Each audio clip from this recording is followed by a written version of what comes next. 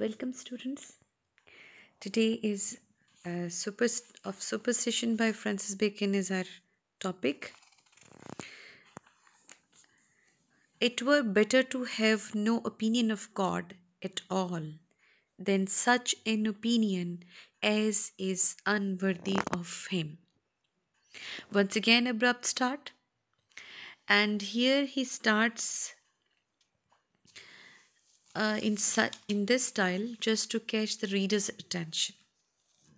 And not only abrupt in start, rather in concluding his opinion in the beginning of the essay and proving it later. Because उसने यहाँ पर अपना जो एक belief है, अपना जो एक व्यू है, अपना जो एक ओपिनियन है, उसने यहाँ पर उसको conclude किया है in the beginning remarks of the essay by saying that it were better to have no opinion of God at all than such an opinion as is unworthy of him. और ये उसका ख्याल है कि बजाय इसके कि आप गॉड के बारे में कोई अनवर्दी ओपिनियन रखें तो इट इज़ बेटर कि आप कोई ओपिनियन ही ना रखें गॉड के बारे में. तो यहाँ पर उसने एथियस्ट का बताया है कि जी आप अगर एथियस्ट हो जाते हैं तो दैट इज़ मच बेटर कि आप बजाय उसके कि आप खुदा के बारे में कुछ रॉन्ग ओपिनियंस रखते हैं या कोई अनवर्दी रिमार्क्स आप देते हैं. So according to Bacon, being an atheist is better than being a superstitious. For the one is unbelief, the other is contumely, and certainly superstition is the reproach of the deity. अब यहाँ पर वो दोनों के बारे में बता रहे कि what is atheism and what is superstition. तो उसने कहा कि जी atheist is the one who rejects to believe in God and superstitious is the person who has insulting beliefs about God. ये हमें बेकन ने बताया है कि जो एथियस्ट है उसके वो सिर्फ उसका एक ही कसूर होता है और वो ये होता है कि वो गॉड पर बिलीव ही नहीं करता. जबकि जो सुपरस्टिशियस है वो बिलीव तो करता है लेकिन उसके रिमार्क्स या उसके बिलीव्स जो होते हैं वो बहुत अनवर्दी होते हैं और वो सूटेबल नहीं है एक गॉड के लिहाज से. यानी आप उसको कह सकते हैं कि वो गुस्ताखाना होते हैं. Plutarch saith well to that purpose. Surely, saith he, I had rather a great deal men should say there was no such man at all as Plutarch than that they should say that there was no one Plutarch that would eat his children as soon as they were born, as the poets speak of Saturn. अब जी he quotes an example from history. Plutarch की example देता है. Plutarch was a Greek biographer who wrote 2 lives. उसने एक book लिखी थी और he was the person who was एक ही टाइम पर वो ग्रीक भी था और एक ही टाइम पर वो रोमन भी था. इस किस्म की उसकी बायोग्राफी है और उसका ये ख्याल है कि people should say that he did not exist instead of calling him a monster. कि लोगों को चाहिए प्लूटक के बारे में अगर वो ये अकीदा रखते हैं कि प्लूटक था ही नहीं, प्लूटक एग्जिस्ट ही नहीं करता, तो ये बेटर है बजाय इसके कि वो उसके बारे में एक ऐसा लोगों को स्टेटमेंट दें कि प्लूटक एक बिल्कुल एक ऐसे शख्स की ऐसे बाप की तरह था. जिसमें एग्जांपल कोट करता है सैटर्न का एक कैरेक्टर है जो कि इनके जो गॉड्स हैं ये गॉड ऑफ हेवन है और इसके बारे में एक था जो जो पोइट्स बताते हैं, जो पोइट्स के हवाले से इसने बताया कि जी पोइट्स का ख्याल था कि जी इसको किसी ने बताया कि जी इसका जो बेटा होगा वो इसके थ्रोन पर कब्ज़ा कर लेगा और इसने सिर्फ इस चीज़ को ख़त्म करने के लिए इसने अपने सारे बच्चों को पैदा होने के बाद मार कर खा लिया. तो उसका ख्याल है कि बजाय इसके कि प्लूटक के ऊपर ये इल्ज़ाम लगाया जाए कि उसने अपने बच्चे खा लिए, इससे बेहतर है कि ये कहा जाए कि प्लूटक था ही नहीं कोई. तो ये इम्प्रॉपर रिमार्क्स हैं जी. And as the contumely is greater towards God so the danger is greater towards man. अब ये बेकन का अपना ख्याल है.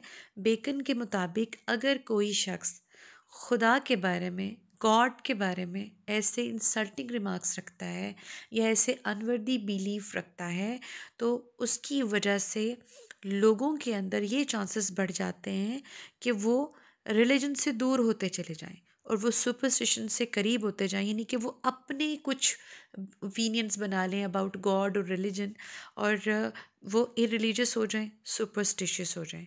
ये बेकन ने इस बारे में कहा है जी। Atheism leaves a man to sense, to philosophy, to natural piety, to laws, to repetition, all which may be guides to an outward moral virtue, though religion were not.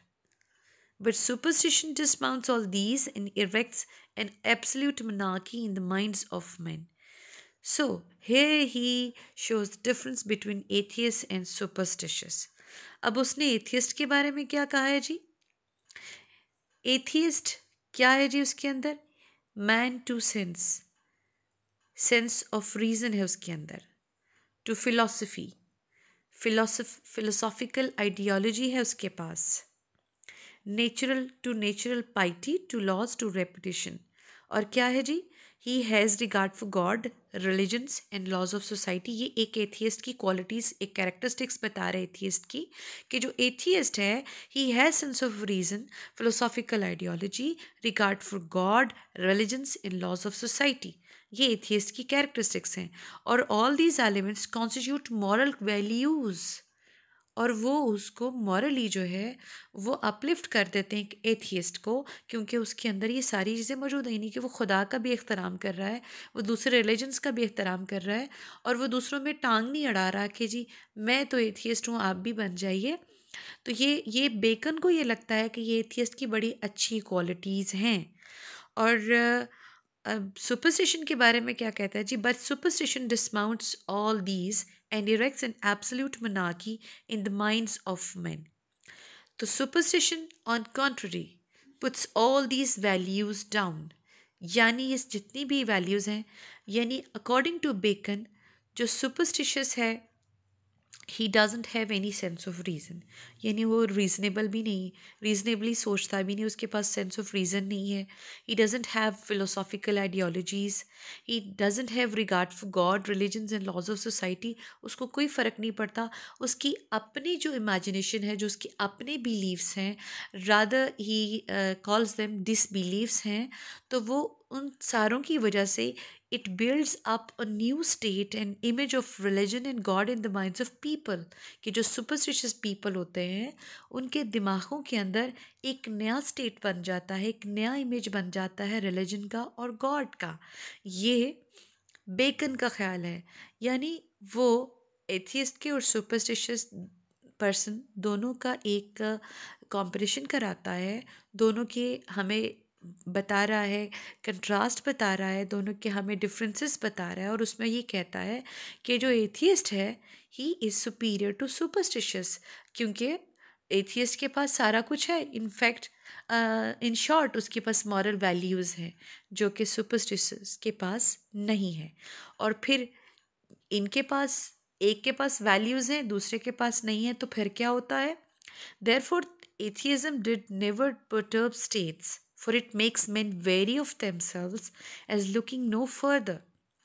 एथियज़म जो है उसकी वजह से लोग जो हैं वो स्टेट्स में इंटरप्शन नहीं करते, स्टेट्स में इंटरफेयर नहीं करते, सोसाइटीज़ को डिस्टर्ब नहीं करते, क्योंकि वो लोग जो हैं वो अपने अंदर इतने इन्वॉल्व हो जाते हैं कि वो इधर उधर देखते ही नहीं हैं। They are so much absorbed in themselves, वो अपने आइडियाज़ के साथ they are very much contented, very much satisfied with them, कि वो इधर उधर देखते ही नहीं हैं कि क्या हो रहा है। So they do not disturb the states, they do not disturb the societies.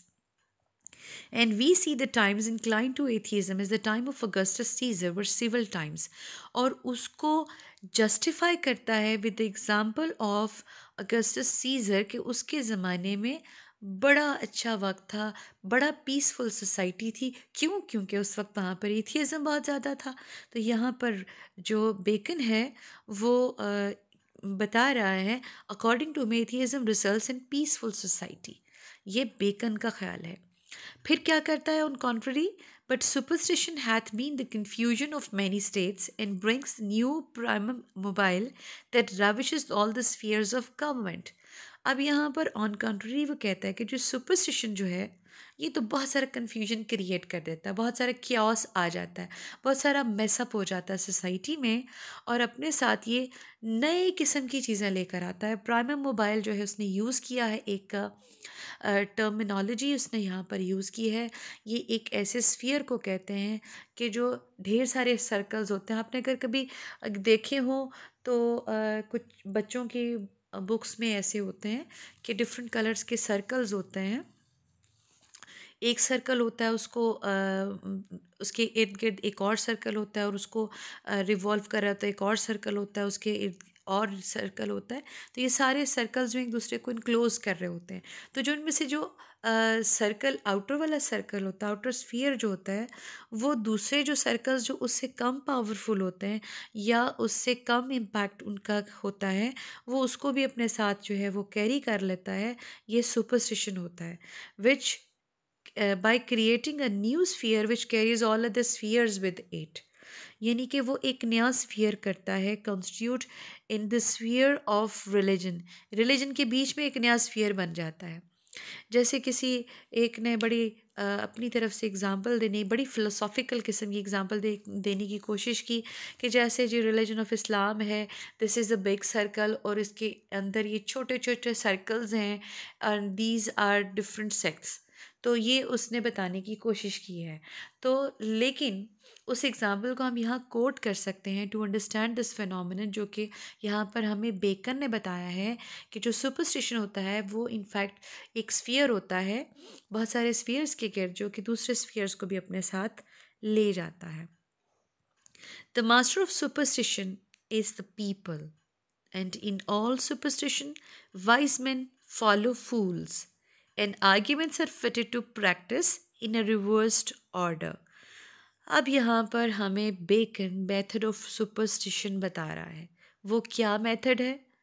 उस मेथड में होता है कि rules are formed by the people, rules of religion are made by the people.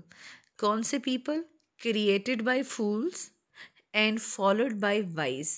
कि उनका ख्याल होता है कि ये फूल्स ने बनाए हैं और वाइज उनको फॉलो कर रहे होते हैं। This is very much universal in its impact. कि आप अगर अपनी सोसाइटी में इर्द गिर्द देखते हैं तो आपको बहुत सारे ऐसे लोग नज़र आ जाते हैं, बहुत सारे ऐसे कैरेक्टर्स नज़र आते हैं जो आपको जाते जाते ही आपके हाथ में एक पैम्फलेट्स पकड़ा देते हैं, आपके हाथ में एक कार्ड पकड़ा देते हैं, जी आमिर फलाम बाबा जो है।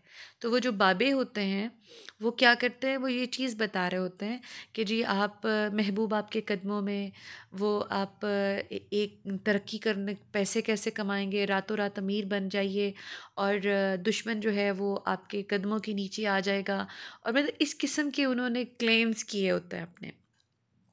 तो उसमें क्या होता है कि सिर्फ जो अनएजुकेटेड हमारा जो है स्ट्रेट ऑफ सोसाइटी, वो नहीं जा रहा होता, बल्कि जो एजुकेटेड पीपल हैं वो भी बहुत सारे लोग उनकी तरफ जा रहे होते हैं।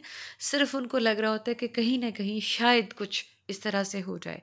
तो मतलब नौकरी का, कारोबार का, वो इस तरह की बहुत सारी बातें वो कर रहे होते हैं। और उसमें थोड़ी सी बात सोचने की ये होती है कि अगर इतने ही वो मतलब इसमें बाकमाल होते हैं कि वो रातों रात अमीर बन सकते हैं, तो वो अपने लिए ये सब कुछ क्यों नहीं कर लेते हैं। सोचने की बात है। अच्छा, इसको छोड़ें, अभी फ़िलहाल हम ये बात करें कि जो सुपरस्टिशन है that is created by fools and followed by wise. तो उसका ऑर्डर जो है वो क्या है? रिवर्स ऑर्डर है। And it means people think of God not as God has ordered but as people have made their minds। कि जिस तरह से खुदा ने बताया कि मुझे इस तरह से मानो या मैं ऐसा हूँ, उसको वैसे नहीं मानते लोग, बल्कि वैसे मानते हैं जैसा कि वो समझ रहे होते हैं कि खुदा ऐसा होना चाहिए या खुदा ऐसा है। यहाँ पर मैं थोड़ा सा आपको उसी कॉन्टेक्स्ट में बता रही हूँ जिसमें कि बेकन ने इस चीज़ को लिखा है, यानी उसी के रिलीजियस कॉन्टेक्स्ट में, उसी के ओपिनियंस में। It was gravely said by some of the prelates in the council of Trent. ये काउंसिल ऑफ ट्रेंट ये हुआ था जी, हिस्टोरिकल इवेंट था जो कि हुआ, जिसमें कि सारे चर्चमैन जो थे वो मिलकर बैठ के और उन्होंने कहा कि जी किस तरह से इन सारे मसाइल का हल निकाला जाए। With the doctrine of the school man back great way, कि जो स्कूल मैन एक ये स्पेशल स्कूल ऑफ थॉट था आप जिसको कह सकते हैं कि पढ़े लिखों का, फ़िलोसोफ़र्स का एक स्कूल ऑफ थॉट था। उनको इन्होंने स्कूल मैन कहा है कि जिनका बहुत गहरा असर होता चला जा रहा था। आपको अगर पता हो तो हिस्ट्री में बहुत सारी ऐसी एग्ज़ाम्पल्स मौजूद हैं कि जिसमें कोई साइंटिस्ट आया और उसने अपनी एक नई थ्योरी या एक नया फ़िलॉसफ़ी अपनी जब सोसाइटी में बताई है, तो जो चर्चमैन थे उन्होंने सबसे पहले उसको अपोज़ किया। जैसे गैलीलियो है, तो बहुत सारे ऐसे हमारे पास कैरेक्टर्स मौजूद हैं हिस्ट्री में कि जिन्होंने जब अपनी फ़िलॉसफ़ीज़ जो हैं वो बताई, तो चर्चमैन जो थे वो उनके अगेंस्ट हो गए और उन्होंने उनके ऊपर बहुत सारे फतवे लगा दिए। उन्होंने कहा कि ये तो रिलीजन से निकल गए हैं, इनको तो इनको हैंग कर देना चाहिए।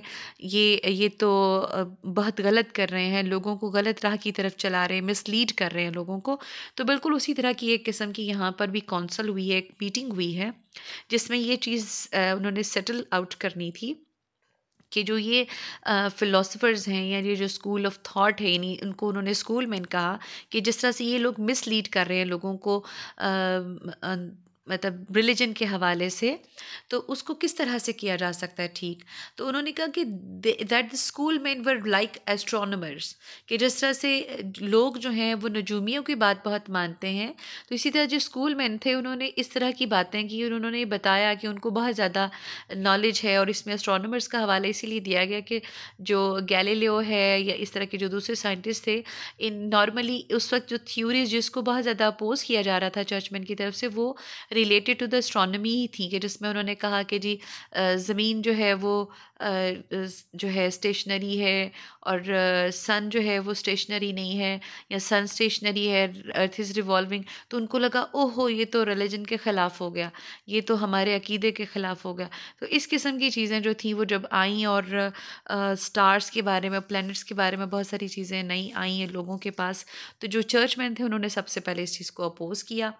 और उनका ख्याल है कि जी they just like astronomers which did feign eccentrics and epicycles, उन्होंने अपनी मर्जी के उन्होंने थ्योरीज बनाई, फिलोसफीज बनाई, and such engines of orbs to save the phenomena, though they knew there were no such things in like manner that the schoolmen had framed a number of subtle and intricate axioms and theorems to save the practice of the church.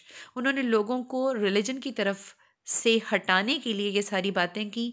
ये ख्याल था जी churchman का था। उन्होंने कहा कि the schoolmen had caused great influence through the imaginary doctrines and false philosophies in order to mislead the people by explaining the religion in their own way. उनका ख्याल था कि हम हैं चर्चमैन, हमारा राइट है कि हम रिलीजन को एक्सप्लेन करें, हम बताएं कि खुदा ने क्या कहा है और रिलीजन क्या कहता है। तो ये जो फिलोसोफर्स हैं they don't have any right to explain the religion, क्योंकि उनको पता ही नहीं है, लिहाजा वो जो कुछ भी बता रहे हैं वो गलत ही है। तो ये उनका एक ख्याल था जी उसके बारे में। The causes of superstition are pleasing and sensual rites and ceremonies. अब यहाँ पर जो है बेकन हमें बता रहा है कॉजेज़ ऑफ सुपरस्टिशन, कि सुपरस्टिशन डेवलप कैसे होती हैं एक सोसाइटी में, क्यों लोग उनको इस तरह से ब्लाइंडली फॉलो कर रहे होते हैं। तो उसने उसकी रीजंस बताई हैं।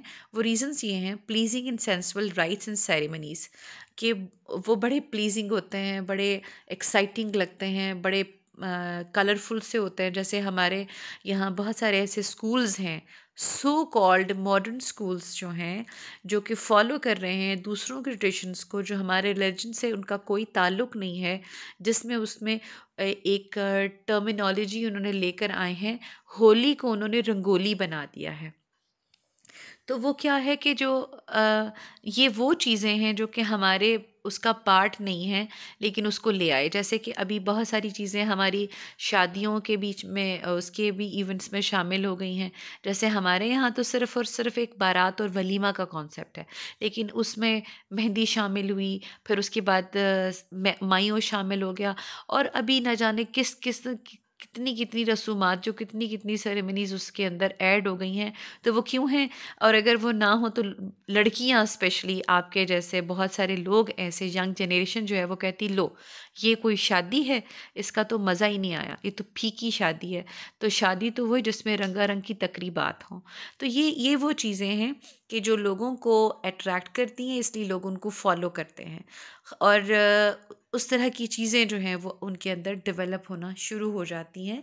जैसे कि सब कॉन्टिनेंट में जब हम रह रहे थे तो हमने बहुत सारी चीज़ें जो हैं अडॉप्ट की हैं, जिसमें कि आप फुलझड़ियाँ और पटाखे जो हम नॉर्मली जो हम करते हैं मेराज शरीफ और शब रात पर, तो वो भी जो है कॉन्सेप्ट जो है वो हमने दूसरे लोगों से लिया है। उसका कॉन्सेप्ट हमारे रिलीजन में कोई नहीं है।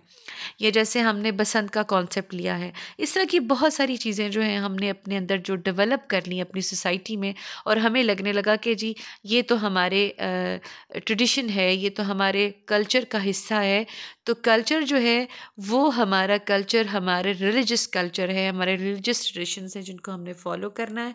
तो यहाँ पर ये सिर्फ मैंने एग्जांपल कोट की आपको बताने के लिए कि pleasing and sensual rights and ceremonies जो हैं वो किस किस्म की हो सकती हैं कि जिसको लोग ले आते हैं अपने अंदर।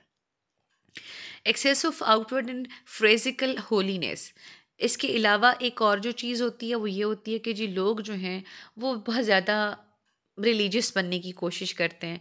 इसमें बेकन को लगता था उस ज़माने में, क्रिश्चियंस को लगता था कि ज्यूज़ जो हैं वो बहुत ज़्यादा फ्रेजिकल होलीनेस शो करते हैं, बहुत ज़्यादा इन्हीं के एग्जैजरेटेड और सो कॉल्ड किस्म की होलीनेस, इन्हीं के अंदर से उनका दिल जो है वो वैसा नहीं होता, सिर्फ एक्सेसिव उसको शो कर रहे होता है, हिपोक्रेट होता है ये हॉलीनेस जो है। तो ये उसको इसलिए उन्होंने फ्रेजिकल हॉलीनेस कहा है जी, कि मतलब शो करना, आप अपने आप को बहुत ज़्यादा शो करते हैं कि मैं बहुत रिलीजियस माइंडेड हूँ, और अंदर से जो है वो आप एक जो अपेरेंट मॉडर्न बंदा है आप उससे भी ज़्यादा ऊंचे ख्यालात रखते हो। तो मैं इसमें मज़ीद कोई कमेंट नहीं करना चाहूँगी। Over great reverence of traditions, और कुछ ट्रेडिशंस को बहुत ज़्यादा एग्जैजरेट करना या उनको बहुत ज़्यादा इम्पोर्टेंस देना जबकि वो बहुत माइनर से हों, या उनका बेस कोई बहुत ज़्यादा स्ट्रॉन्ग ना हो, वो बेसलेस हो, तो उनको बहुत ज़्यादा रेफरेंस देना। विच के not but load the church, कि वो उनका कोई इसके अलावा और कुछ उनका उसमें पार्ट नहीं होता, कि वो सिर्फ और सिर्फ रिलीजन के लिए एक बर्डन होते हैं। The stratagems of prelates for their own ambition and lucre, और जो आपके चर्चमैन हैं समटाइम्स वो ऐसी बहुत सारी ट्रेडिशंस को इंट्रोड्यूस करा देते।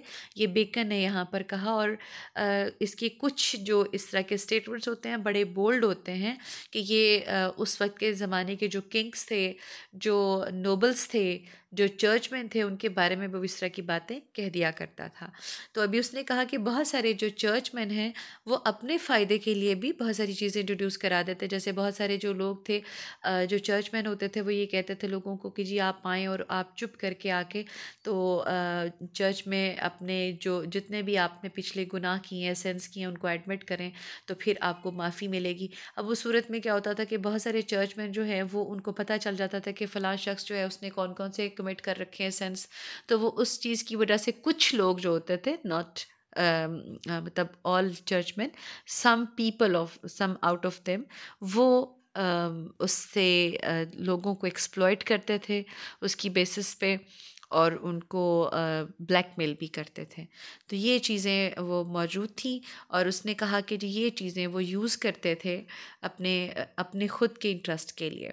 The favouring too much of good intentions, और या फिर किसी अच्छी नीयत को लेकर के इतना ज़्यादा उसको एग्जैजरेट किया जाए कि उसको कहा जाए कि ये तो बहुत ज़्यादा इबादत की बात है, बहुत अच्छी चीज़ है, इसको ज़रूर होना चाहिए, उसको प्रमोट किया जाता है, लेकिन उसका जो पर्पज़ है वो मटीरियलिस्टिक ही होता है। Which open the gate to conceits and novelties, और इसकी वजह से क्या होता है, इन सारी चीज़ों की वजह से जिसमें हमने बात की प्लीजिंग, अट्रैक्टिव एंड सेंसुअल की, एक्सेसिव एंड हिपोक्रेटिक हॉलीनेस की, exaggerated regard for Mary and useless traditions की, cunning devices of churchmen for their own interest की, too much regard for noble deeds and intentions. और ये सारी चीज़ें क्या करती हैं, they lead to imaginative and man oriented dogmas in beliefs and novelty in religious matters which caused calamity and disaster, की बहुत सारी नई चीज़ें लेकर आती हैं, इमेजिनेशंस लेके आती हैं। The taking an aim at divine matters की, जो रिलीजियस मैटर्स हैं वो अपनी मर्ज़ी से उनको डिफ़ाइन करने लग जाते हैं, उनको अपनी मर्ज़ी से एक्सप्लेन करने लग जाते हैं बाय ह्यूमन विच के not be breed mixture of imaginations and last by various times, कि जो सिर्फ और सिर्फ आपकी इमेजिनेशंस जो हैं उनकी वजह से वो निकलते हैं जी, specially join with calamities and disasters. उससे बहुत सारे कैलेमिटीज़, बहुत सारे डिज़ास्टर्स आते हैं, और इसकी एग्जांपल हमारे सामने बहुत सारी ऐसी मौजूद हैं कि जब हमारे यहाँ आजकल ये बड़ा कॉमन हो गया कि लोग जो हैं वो 2 किताबें पढ़ते हैं और उनको लगता है कि उनको जो है वो इल्म आ गया है और वो अब इसके ऊपर वो कुछ भी कर सकते हैं, यानी दीन को वो अपनी मर्ज़ी से एक्सप्लेन कर लेते हैं। और इसमें बहुत सारे ऐसे हमें लोग मिलते हैं, बहुत सारी ऐसी बुक्स मिलते हैं जो कि उन लोगों ने लिखी हुई हैं कि जिनके पास कोई नॉलेज नहीं था, जिन्होंने कोई प्रॉपर उसके लिए एजुकेशन हासिल नहीं की है, उन्होंने उसके लिए जाके उनको अरबी के ऊपर कमांड नहीं है, उन्होंने किसी प्रॉपर टीचर से, किसी मदरस से उन्होंने तालीम हासिल नहीं की है, और यानी उसमें उसको कोई भी किसी किस्म की उनके पास नॉलेज नहीं है, लेकिन उन्होंने 2-4 किताबें पढ़ी और उनको लगा कि वो बात अच्छे से एक्सप्लेन कर सकते हैं, तो उन्होंने क्या किया, उन्होंने कुरान पाक पर, तफसीर पर उन्होंने बहुत सारी चीज़ें लिखनी शुरू कर दी। उन्होंने दीन के ऊपर लिखनी शुरू कर दी, फ़िक़्ह के ऊपर लिखनी शुरू की, यानी बहुत सारी नई से नई चीज़ें जो उनके अपने दिमाग में आई, उन्होंने वो सारी चीज़ें उसमें लिखनी शुरू कर दी। और फिर क्या हुआ कि बहुत सारे बाद में आने वाले जो लोग थे, उन्होंने कहा चूँकि ये किताब में लिखा है तो दैट इज़ ऑथेंटिक। तो वो ये चीज़ें जो हैं ये बड़ी अलार्मिंग होती हैं और ये बड़ी डिज़ास्ट्रस होती हैं, they bring calamities with them. इसलिए ये आप ये सोचिए कि एक शख्स जो है वो जब तक मास्टर नहीं होता, जब तक उसके पास डिग्री नहीं होती है, वो किसी का इलाज नहीं कर सकता, वो किसी को मेडिसिन रिकमेंड नहीं कर सकता, वो किसी का डेथ सर्टिफिकेट नहीं मार्क कर सकता, वो किसी को पढ़ा नहीं सकता है वो वाला सब्जेक्ट, कि जब तक कि उसने उसमें मास्टर्स की डिग्री एटलीस्ट नहीं हासिल कर ली होती है। तो फिर रिलीजियस मैटर्स में ये कैसे हो सकता है कि कोई भी कॉमन मैन जो है वो उठे और उसमें अपनी ओपिनियंस देना शुरू कर दे। तो यहाँ पर उसने कहा कि जी इसकी वजह से जो है बहुत सारी कैलामिटीज़ और डिज़ास्टर्स आते हैं। तो बड़ी ये रियलिस्टिक और प्रैक्टिकल अप्रोच है बेकन की जो उसने कहा, और ये यूनिवर्सल अप्रोच है कि आज भी ये उसी तरह से एप्लीकेबल है। Superstition without a veil is a deformed thing, for as it adds deformity to an ape to be so like a man, so the similitude of superstition to religion makes it the more deformed. Superstition उसने कहा कि is a deformed entity, बिगड़ी हुई सूरत है, क्योंकि बहुत सारी चीज़ें हमने नई बना ली, कि जैसे हमारे यहाँ बहुत सारी चीज़ें हम लोग जो कि हमारे रिलीजन का हिस्सा नहीं है लेकिन हम कर रहे होते हैं, जैसे गोद भराई है, इस किस्म की चीज़ें जो हैं। तो सुपरस्टिशंस जो होती हैं डिफॉर्म्ड एंटिटी होती है, यानी कि एक अच्छी शक्ल को उसको बिगाड़ के एक नई चीज़ बना दी जाती है। तो उसमें उसने एग्जांपल दी है मैन की और एप की, just to show the intensity of ugliness of ape. और he shows difference between religion and superstition, वे सुपरस्टिशन जो है उसने कहा कि जो सुपरस्टिशन है अगर जब उसको कंपैरिजन किया जाता है रिलीजन के साथ, तो वो उतनी ही डिफॉर्म नज़र आती है जितना कि एक एप नज़र आता है as comparison to a man. And wholesome meat corrupts to little worms, to good forms and orders corrupt into a number of petty observances. तो उसने यहाँ पर कहा कि जी जिस तरह से वर्म्स जो हैं वो एक मीट को करप्ट कर देते, उसको ख़राब कर देते, उसको स्पॉइल कर देते हैं, बिल्कुल उसी तरह से जो सुपरस्टिशन है वो रिलीजन को भी स्पॉइल करता है, और बहुत सारी चीज़ें उसमें ऐसी ऐड हो जाती हैं कि जो उसका हिस्सा नहीं होती हैं। अब उसके पास जो है बेकन आ गया है जी आपके कंक्लूडिंग रिमार्क्स की तरफ। There is superstition in avoiding superstition. अब उसने कहा कि जी इतनी सारी जब आपको उसने बताई है कि जी सुपरस्टिशन ऐसा होता है, सुपरस्टिशन ऐसा होता है, यानी सुपरस्टिशंस की उसने बहुत सारी बुराइयां जब कर दी हैं, तो अब उसको पता लगा कि जब बेकन का ऐसे लोग पढ़ेंगे तो वो कहेंगे हाँ जी सुपरस्टिशन तो बिल्कुल नहीं होना चाहिए। तो उसने कहा कि जी सुपरस्टिशन को अवॉइड करना भी एक सुपरस्टिशन है, ये उसकी एक फ़िलॉसफ़ी है। क्योंकि उसकी वजह उसने क्या बताई है, when men think to do best if they go furthest from the superstition formerly received, therefore care would be had that the good be not taken away with bad, which commonly is done when the people is a reformer. उसने कहा कि जी superstition को avoid करना superstition इसलिए है क्योंकि लोग जो हैं वो अपने आप में रिफॉर्मर बन जाते हैं। जैसे कि अभी हमने बात की है थोड़ी देर पहले कि लोग जो हैं वो किताबें लिखना शुरू कर देते हैं या अपनी फ़िलासफ़ीज़ जो हैं वो रिलीजन में बताना शुरू कर देते हैं, और ये चीज़ नहीं होनी चाहिए है। तो जब लोग इस तरह के काम करते हैं तो फिर क्या होता है कि फिर बेकन ने कहा कि there are two types of superstitions, good and bad superstition. उसने कहा कि जी गुड सुपरस्टिशन होनी चाहिए, बैड नहीं होनी चाहिए है। उसने कहा जब आप इराडिकेट करें सोसाइटी में से सुपरस्टिशन को तो ये चीज़ ज़रूर करनी चाहिए। तो वो तो सिर्फ वही बंदा कर सकता ना जिसको उसका प्रॉपर नॉलेज होगा, जिसको उसके बारे में अच्छे से पता होगा कि क्या चीज़ है, उसमें क्या इसकी इसकी वजह क्या है और इसकी वजह क्या है, फिर ही वो उसके बारे में बता सकेगा ना। तो जिसको नॉलेज ही नहीं है वो किताबें कैसे लिख सकता है, वो दीन कैसे बता सकता है। तो इसी तरह से जो सुपरस्टिशन है उसने कहा कि जी उसमें अच्छे और बुरे में फ़र्क होना चाहिए। तो आपको यहाँ पर अगर समझ में आए तो ये हमें रिमाइंड कराता है एक हदीस शरीफ जो कि सरकार ने फरमाया, मुस्लिम सही है इनकी हदीस शरीफ है जी, मुस्लिम शरीफ बुखारी शरीफ में हदीस शरीफ में, मन सन्ना फिल इस्लाम हसना, कि जिसने इस्लाम में रिवाज दिया, आगाज़ किया एक अच्छाई का, एक अच्छी बात का, तो उसके लिए उसका सवाब है। और उस उन लोगों का भी सवाब है जिन्होंने उस तरीके पर अमल किया, और उनके सवाब में कोई कमी नहीं की जाएगी, और उनका सबका टोटल सवाब जो है वो उस पहले शुरू करने वाले को दिया जाएगा। इसी तरह से आपने फरमाया मन सन्ना फिल इस्लाम सय्या, कि जिसने किसी ने इस्लाम में बुरा तरीका राइज किया उसको उसका गुनाह है, और उसके बाद जो उस पर अमल करेंगे उन सब के गुनाह का भी कुल जो है वो उसको दिया जाएगा, जबकि उनके गुनाह में कोई कमी नहीं की जाएगी।